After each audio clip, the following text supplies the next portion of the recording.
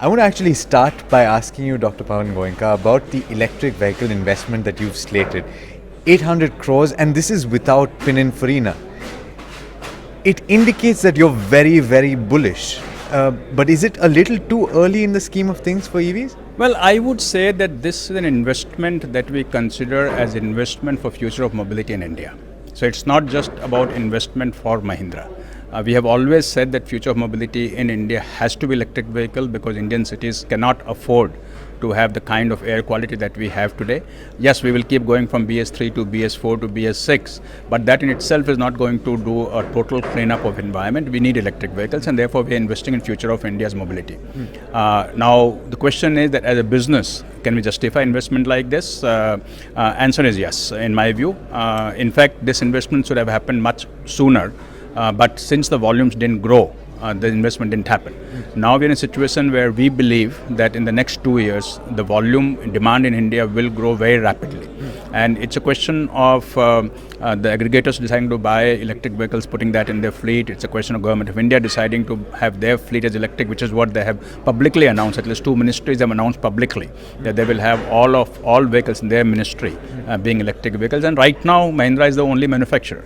So if Mahindra cannot come forward and say, I have the capacity to supply these vehicles, how will we grow? And then we get into catch-22 situation. So we are taking a leap of faith. One is on the capacity. Similarly, on the product side, while we have the current products, there is a requirement for higher range. There is a requirement for higher performance. Yes. Okay, and therefore we have to cater to that for future, and hence we are investing in technology also.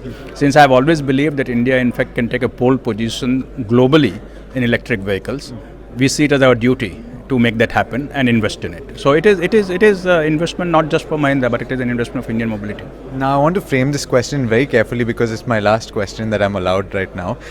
You've given an outlook with regard to the UV space and the tractor space.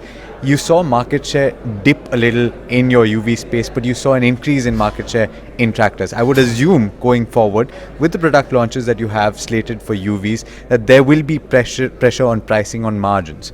What is the expectation with regard to both those sectors? Do we see further expansion in the tractor space?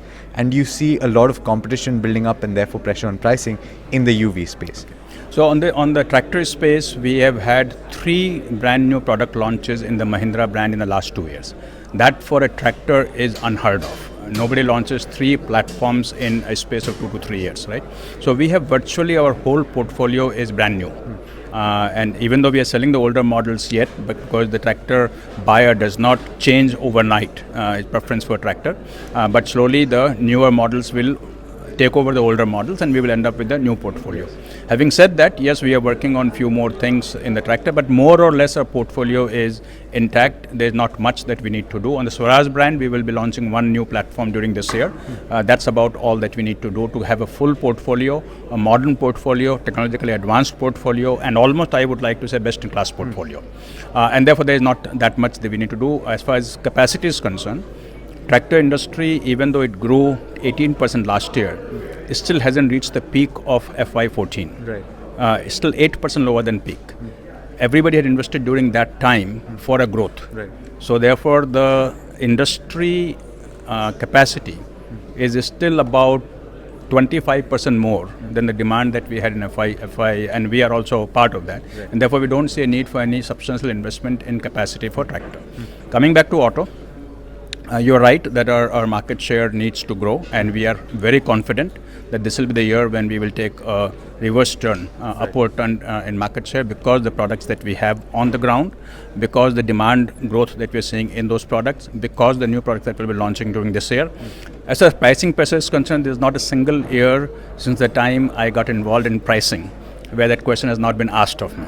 I only asked that because of the number of players that have come into the space and the pressure. True. But if you look at our margins over the last 7 years and draw a curve, you will see more or less a flat curve. So we expect that to continue. So we find some way. I mean, something gives, something comes. Now Haridwar went, hybrid came. Hybrid went, something else will happen. So there is always things that will happen where you will lose something, you will gain something. But it is our task as managers of the company to try and return a good sort of return to investors. And for that, we have to work hard to maintain the margins. I've tried to wheedle something out. You're obviously going to keep your lips very sealed on the margins front. Thank you so much, Dr. Goenka, for speaking to Bloomberg. Sure.